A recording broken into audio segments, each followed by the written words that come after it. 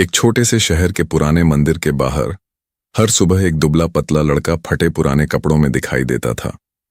उसके हाथ में एक बड़ा सा बोरा होता था और वह गलियों से कूड़ा बीन कर अपना पेट भरता था। लोग उसे गंदा समझते थे, बच्चे उसे चिढ़ाते थे, दुकानदार उसे अपने दरवाजे से दूर भगाते थे और मंदिर के सामने खड़े कुछ लोग उसे देखकर नाक पर रूमाल रख लेते थे। किसी ने कभी उसकी आंखों में झांक कर यह नहीं देखा कि वहां कितनी शांति, कितनी मासूमियत और कितनी आग छिपी है। वह लड़का हर दिन मंदिर की सीढ़ियों के पास कुछ देर के लिए रुकता था और अंदर से आती हुई घंटियों की आवाज को चुपचाप सुनता था।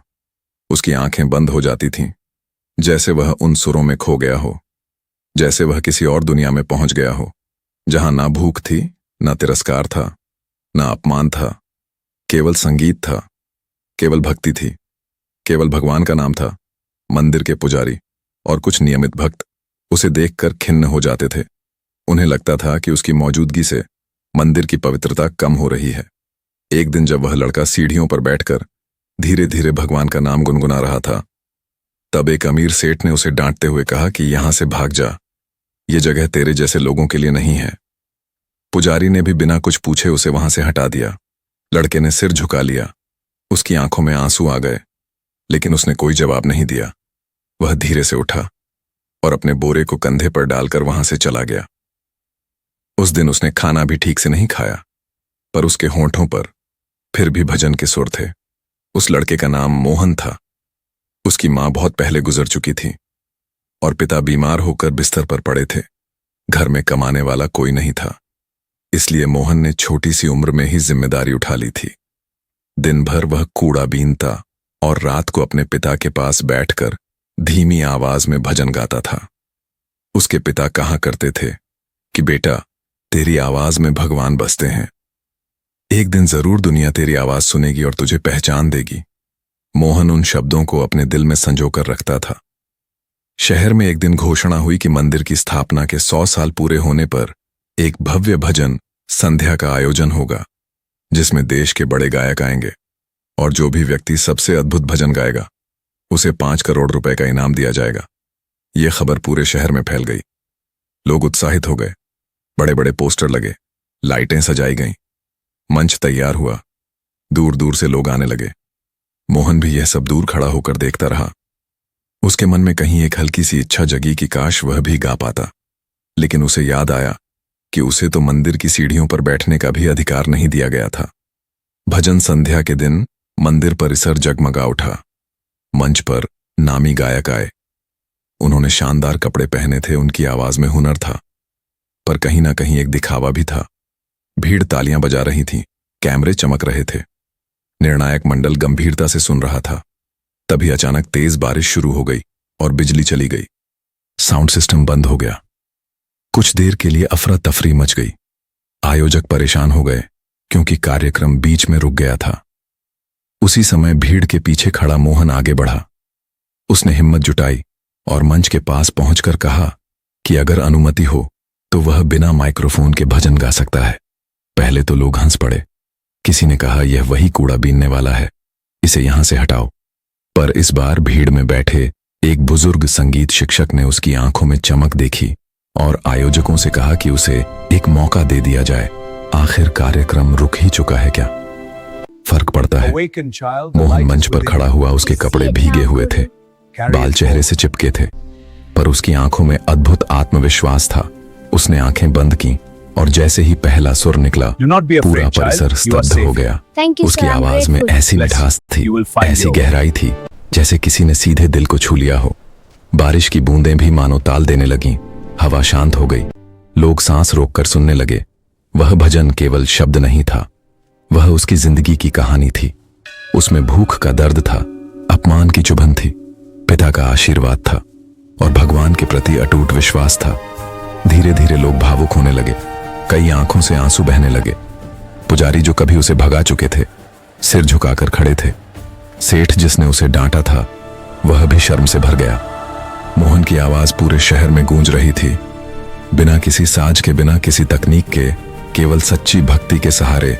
जब उसने आखिरी सुर लिया तो ऐसा लगा जैसे समय थम गया हो। कुछ क्षण के मौन के बाद तालियों की गड़गड़ाहट से पूरा वातावरण गूंज उठा। निर्णायकों ने एक दूसरे की ओर देखा। उन्हें फैसला करने में एक पल भी नहीं लगा। उन्होंने घोषणा की कि इस भजन संध्या का विजेता मोहन है और 5 करोड़ रुपए का इनाम उसी को दिया जाता है। भीड़ ने उसका नाम पुकारना शुरू कर दिया। वही लोग जो कभी उसे कूड़ा बीनने वाला कहकर तिरस्कार करते थे, आज उसके चरण छूने को आगे बढ़ रहे थे। मोहन ने इनाम की घोषणा सुनकर सबसे पहले भगवान की मूर्ति के सामने सिर झुका दिया। उसने कहा कि यह धन केवल उसका नहीं है, यह उन सभी गरीब बच्चों के लिए है जिन्हें केवल कपड़ों और हालत से आंका जाता है। उसने निर्णय लिया कि वह अपने पिता का इलाज कराएगा और शहर में एक संगीत विद्यालय खोलेगा जहां गरीब बच्चे मुफ्त में सीख सकेंगे, ताकि किसी की प्रतिभा केवल इसलिए दब न जाए क्योंकि उसके पास अच्छे कपड़े या पहचान नहीं है। मंदिर के पुजारी ने उसके पास आकर माफी मांगी। सेठ ने भी हाथ जोड़कर क्षमा मांगी। मोहन ने मुस्कुराकर सबको माफ कर दिया क्योंकि उसके दिल में कोई द्वेष नहीं था। उसे तो केवल गाना था, केवल भक्ति करनी थी, और वह जानता था कि भगवान ने उसे अपमान नहीं बल्कि परीक्षा दी थी। उस दिन के बाद शहर की सोच बदल गई।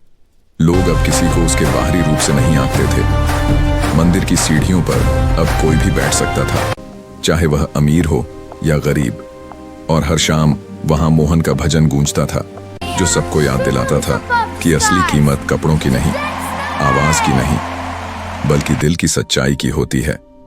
जिसे सब कूड़ा बीनने वाला समझकर मंदिर से भगाया गया था, उसी ने 5 करोड़ का भजन गाकर यह साबित कर दिया कि प्रतिभा और भक्ति किसी की मोहताज नहीं होती, और भगवान के दरबार में केवल सच्चे सुर की कीमत होती है। मोहन की जीत के बाद भी उसके जीवन की असली परीक्षा खत्म नहीं हुई थी। 5 करोड़ की राशि उसके नाम घोषित हो चुकी थी, पर उसके मन में जरा सा भी घमंड नहीं आया। वह उसी झोपड़ी में अपने बीमार पिता के पास लौटा, जहां छत से बारिश टपकती थी और दीवारों पर नमी जमी रहती थी। पिता ने कांपते हाथों से उसका चेहरा छुआ, और जब उन्हें सच्चाई पता चली तो उनकी आंखों से आंसू बह निकले। उन्होंने कहा, बेटा, तूने केवल इनाम नहीं जीता, तूने दुनिया को आईना दिखाया है। मोहन ने पिता के पैरों को छूकर कहा कि यह सब आपके आशीर्वाद का फल है। अगले ही दिन शहर के बड़े लोग उसके घर पहुंचने लगे। पत्रकार कैमरे लेकर आए। कुछ लोग उसे अपने कार्यक्रमों में बुलाने लगे। कुछ ने उसे महंगे कपड़े और गहने देने की कोशिश की, पर मोहन ने विनम्रता से सबको धन्यवाद दिया और कहा कि उसे केवल इतना चाहिए कि कोई भी गरीब बच्चा मंदिर की सीढ़ियों से वापस न लौटाया जाए। उसने सबसे पहले अपने पिता का इलाज एक अच्छे अस्पताल में करवाया। डॉक्टरों ने कहा कि समय पर इलाज मिल गया तो वह ठीक हो जाएंगे। मोहन के दिल से जैसे एक भारी पत्थर हट गया। मंदिर समिति ने उसे विशेष सम्मान देने का निर्णय लिया। जिस मंदिर से उसे कभी भगाया गया था, उसी मंदिर के आंगन में अब उसके स्वागत के लिए फूल बिछाए गए। पर मोहन ने कहा कि उसे किसी विशेष आसन की जरूरत नहीं है। वह वही सीढ़ी पर बैठेगा जहां बैठकर उसने पहली बार भजन गुनगुनाया था। लोग उसकी सादगी देखकर और भी प्रभावित हुए। पुजारी ने सार्वजनिक रूप से स्वीकार किया कि उन्होंने बाहरी रूप देखकर गलती की, और अब से मंदिर के द्वार हर व्यक्ति के लिए खुले रहेंगे। मोहन ने अपने इनाम की राशि का बड़ा हिस्सा एक संगीत विद्यालय बनाने में लगा दिया।